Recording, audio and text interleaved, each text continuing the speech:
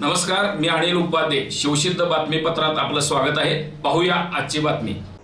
पेठवडगाव इथले मायक्रोशिल्प कला शिक्षक संतोष कांबळे यांनी आपला कलाविष्कार दाखवत भगवान गौतम बुद्ध यांच्या जयंतीनिमित्त अवघ्या 4 सेंटीमीटरच्या म्हणजे 1.5 इंच खडूमध्ये तथागत भगवान बुद्ध यांचे चित्र रेखाटले आहे. याबाबत अधिक माहिती अशी की शाळा म्हटलं की खडू आणि फळा यांचं समीकरण ठरलेलं आणि शिकवण्यासाठी शिक्षक, पेशाने कलाकार व कला शिक्षक असणारे व रंगीत खडू व फळा यांच्यामध्ये कलाकृती साकारणारे कोल्हापूर जिल्ह्यातील हातकणंगले तालुक्यातील भादोले गावचे मायक्रो आर्ट साकारण्यात तरबेज असलेले आर्टिस्ट व पेठवडगाव इथल्या श्री बळवंतराव हायस्कूलचे कला शिक्षक संतोष कांबळे यांनी अवघ्या 4 सेंटीमीटर म्हणजे 1.5 इंच खडूमध्ये भगवान गौतम बुद्ध यांचे बोधिवृक्षाखाली बसलेले स्थितीमध्ये तथागत भगवान गौतम बुद्ध यांचे शिल्प साकारले आहे.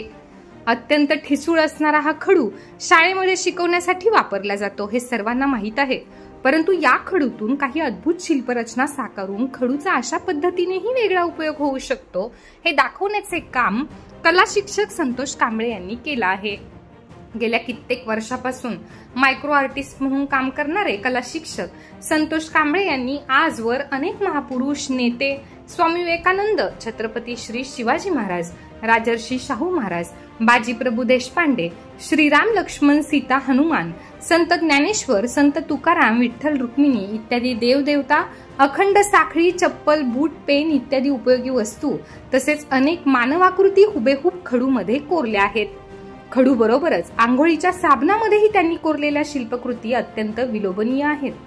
कोणत्याही जयंती, पुण्यतिथी, उत्सवाच्या वेळेला शालेय फलकावर फक्त खडूच्या साहाय्याने हुबेहूब प्रतिकृती रेखाटण्यात त्यांचा हातखंडा आहे. त्यांनी खडूमध्ये कोरलेली मूर्ती पाहण्यासाठी प्रेक्षकांची गर्दी होत आहे.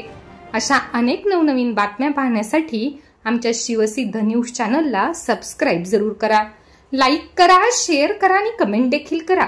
बेल आयकॉनला प्रेस करा आणि नोटिफिकेशन्स मिळवा. बुद्ध जयंतीच्या निमित्तानं खडूच्या माध्यमातून बुद्धांची मूर्ती तयार करण्याचं काम आज मी अत्यंत लहान अशा खडूमध्ये केलेलं आहे. 4 सेंटीमीटर असलेला हा खडू आणि ह्या खडूमध्ये फक्त सुईच्या साहाय्याने हे काम केलेलं आहे. बुद्धांची प्रतिमा आणि बोधी वृक्ष असं दाखवण्याचा मी प्रयत्न केलेला आहे. अत्यंत ठिसूळ असणारा हा खडू आणि यामध्ये कोरीला करताना अनेक अडचणी येतात सुद्धा हा प्रयत्न केलेला आहे. खडूचा वापर शक्यतो शाळेमध्ये फळ्यावरती मुलांना शिकवण्यासाठी होतो, परंतु याच खडूचा वापर मी लहान लहान शिल्प बनवण्यासाठी करत असतो.